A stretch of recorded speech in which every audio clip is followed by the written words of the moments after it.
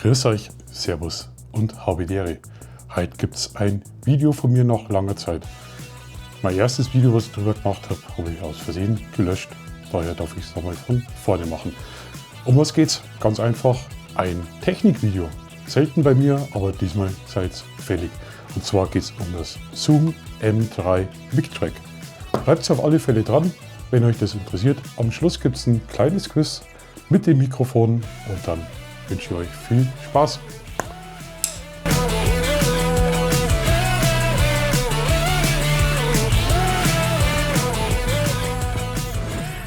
Das hier ist das M3 Mic Track. Schaut es euch an, das Mikrofon, das mehr Fehler verzeiht als dein Schnittprogramm. Also kurz gesagt, wenn du einen anständigen Ton haben willst und mal gar keinen Bock auf Pegel einstellen und den ganzen Müll hast, Clipping-Dramas oder solche Momente, wo du denkst, oh naja, das war jetzt zu laut oder zu leise, dann könnte dieses Mikrofon für dich interessant werden. Ich schaue es mir mit euch zusammen mal an und erkläre es euch, was das Besondere bei diesem Mikrofon ist.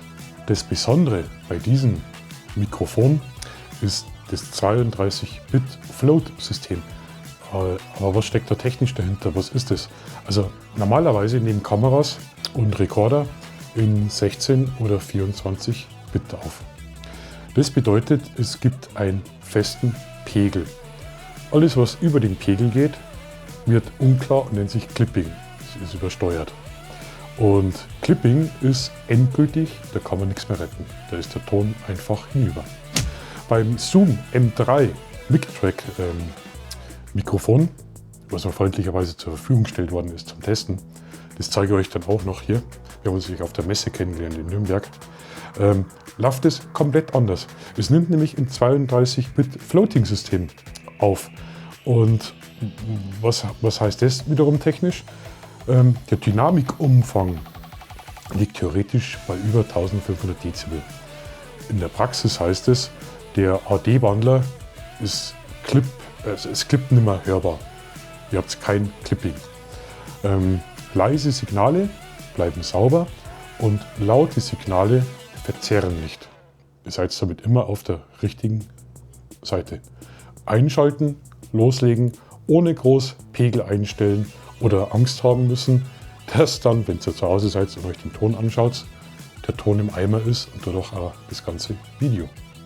Selbst wenn die Aufnahme im Schnittprogramm knallrot aussieht, ihr kennt es, wenn es übersteuert ist, mit dem System ist die Information nur da. Du ziehst den Pegel einfach runter und plötzlich klingt alles sauber. Es wäre nie irgendwas passiert. Kurz gesagt, du kannst schreien, flüstern, lachen, kreischen, Türen zuschlagen. Das M3 sagt nur, mach ruhig, ich regel das. Das ist keine Monokeule, wie wir sonst mal benutzt haben, sondern ein Stereo-Shotgun-Mikrofon. Das Zoom M3 ist also kein normales Mono-Richtmikrofon. Es arbeitet mit einer Stereo-Shotgun-Kapsel. Ich kann euch das mal zeigen, wenn ich den Puschel runter tue, die tote Katze. Technisch bedeutet das eine Mitkapsel für direkte Sprache, also nach vorne. Und das Mikrofon hat Sidekapseln verbaut für die räumliche Information. Daraus entsteht bei verschiedenen Stereobreiten, entstehen verschiedene Stereobreiten. Du kannst am Gerät selber oben bei den Knöpfen wählen, Mono zum Beispiel, maximale Sprachverständlichkeit für Sprache. Die Sidekapseln 90 Grad für den natürlichen Raum oder sogar auf 120 Grad für den erweiterten atmosphärischen und breiteren Klang. Und jetzt kommt der Pro-Move, was dieses Gerät auszeichnet. Und zwar wird zusätzlich auf dem Gerät, unabhängig wo es dranhängt, eine Mid-Side-RAW-Spur aufgezeichnet. Man kann hier eine kleine SD-Karte einstecken und es wird ein Backup aufgezeichnet in einer sehr hohen Qualität. Das ist wie in der Fotografie, JPEGs und RAWs. Also die Stereo-Informationen sind da nicht irgendwie fest eingebrannt. Du kannst im Nachhinein Stereo enger machen oder breiter machen. Das kennt man eigentlich sonst nur aus dem professionellen Filmbereich. Ja, und nachdem ich weiß, es gibt so richtig Technik-Nerds unter euch, kommen jetzt hier ein paar technische, richtige Hardcore-Fakten über dieses Mikrofon. Aufnahmeformat ist Wave. Auflösung ist 32-Bit Float, haben wir schon gelernt. Die Samplerate ist auf 48 kHz und der Frequenzeingang, na ratet's, weiß doch jeder, ist zwischen 40 Hz und 20 kHz. Maximaler Schalldruck so hoch, dass Clipping praktisch keine Rolle spielt. Das Ding kann alles. Eigenrauschen sehr niedrig, für YouTube vollkommen ausreichend. Vollkommen. Also kurz gesagt, das M3 liefert mehr Audioreserven, als was du im Alltag jemals brauchen wirst. Warum ist dieses Mikrofon für YouTuber so geeignet? Ganz einfach. Du hast keinen Gain-Regler, du musst dich nicht ums Gain kümmern. Du hast kein Limiter-Gefummel und niemals bin ich zu laut oder zu leise. Einfach in die Hand nehmen und loslegen. Also einschalten, Aufnahme starten, Content machen.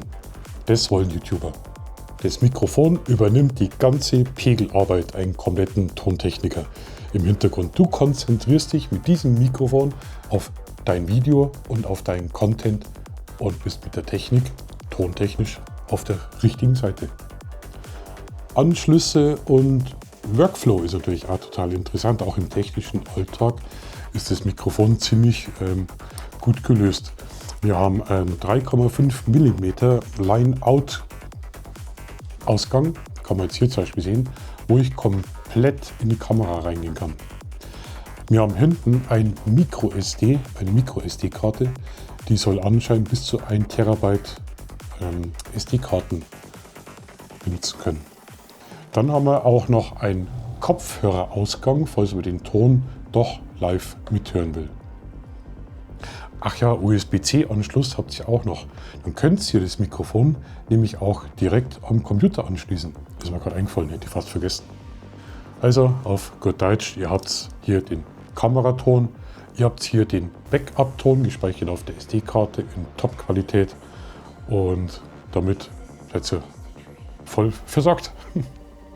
Software und Post-Production, Nachbearbeitung sagt man bei uns. Für die Nachbearbeitung gibt es von Zoom nämlich eine kostenlose Software. M3 Edit and Play for Windows und Mac OS. Das klingt ja richtig cool. Damit kannst du mit der Software Mid-Side-RAW-Spuren dekodieren.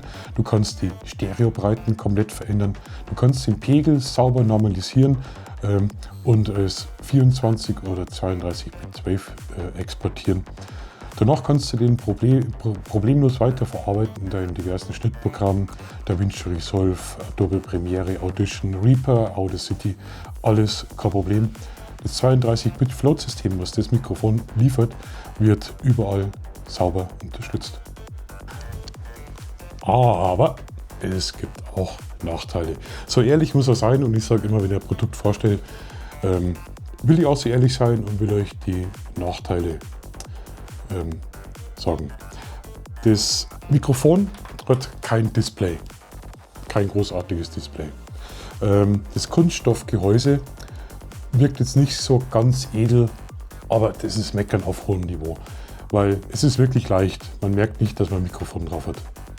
Es ist einfach kein Studiomikrofon. Es ist wirklich für Vlogger. Was mir wieder was mir super wiederum gefällt, ist einfach die Verbindung hier. Einfacher zum Runterschrauben. Seht ihr? Man kann es auch separat hernehmen, wenn man nur einen Ton aufnehmen will, ist auch kein Problem. Es ist mit 2 Handgriffen ist hingeschraubt. Ihr habt hier eine Federlagerung, die für mich persönlich vielleicht ein bisschen zu streng ist. Also wenn man es genau anschaut, es bewegt sich fast nichts.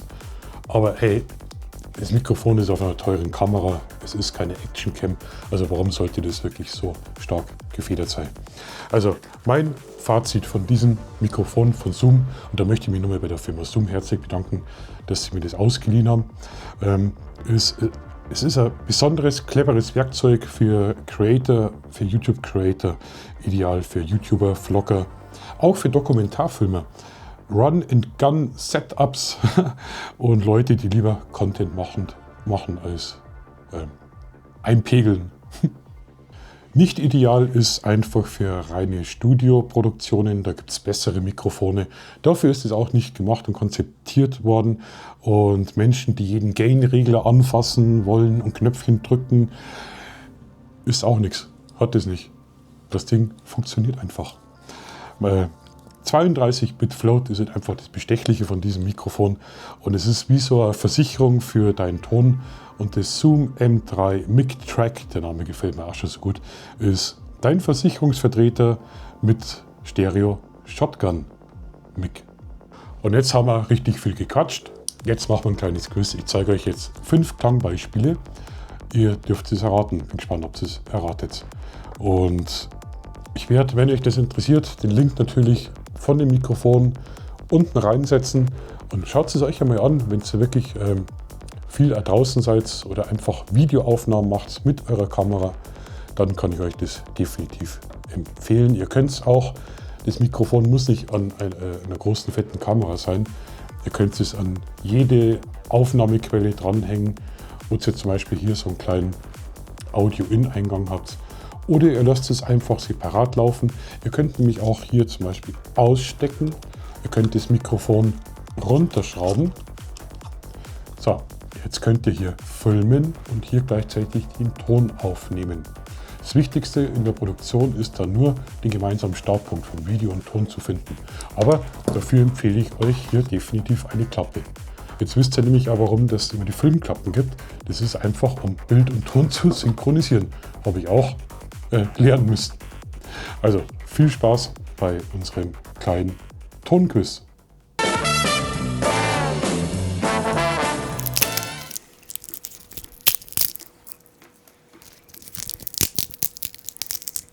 Was liebt der Elefant? Erdnüsse.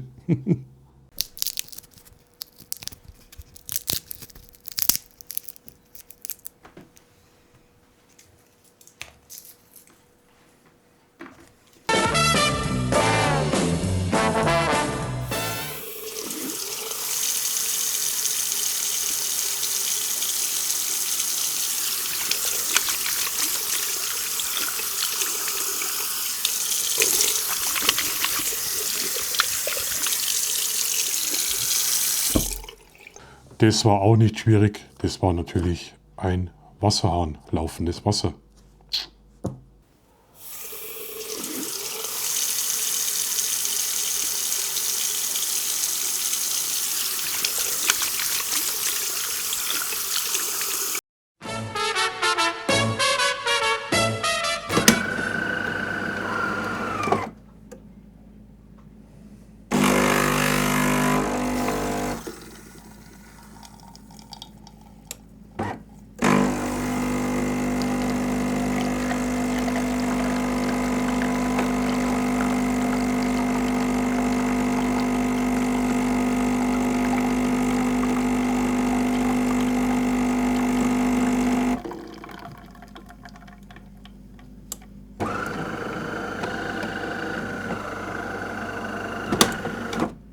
Das Allerwichtigste in meinem Leben, meine Kaffeemaschine. Gut erkannt.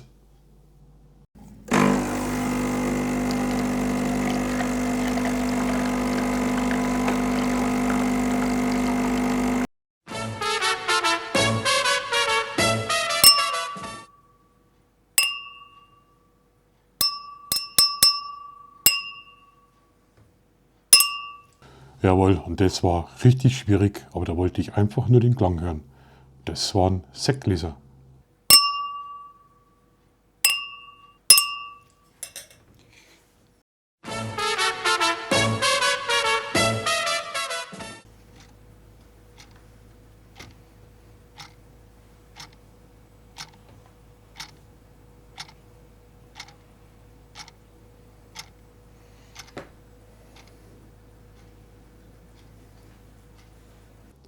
Jawohl, du hast richtig geraten. Das war eine Uhr.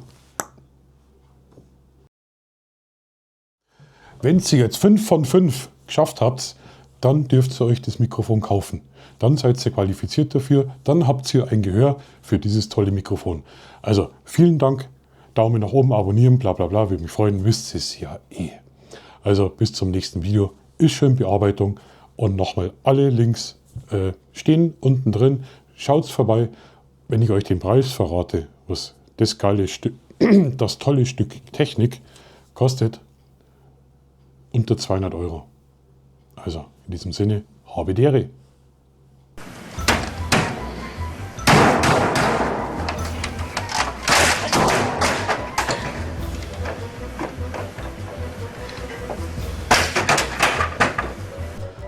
Der Dynamikumfang, Scheiße. Ja, stopp. Du kannst. Okay, stopp. Back. Tja. Stopp. Rohformat. So, und jetzt ist das Fast Tracking eingeschalten. Wieso das? Wo hast du jetzt hingedrückt? Keine Ahnung, ich habe so gemacht. Was hast du gemacht? Stopp, drück. Vielleicht sollte ich mir ein Hobby zulegen.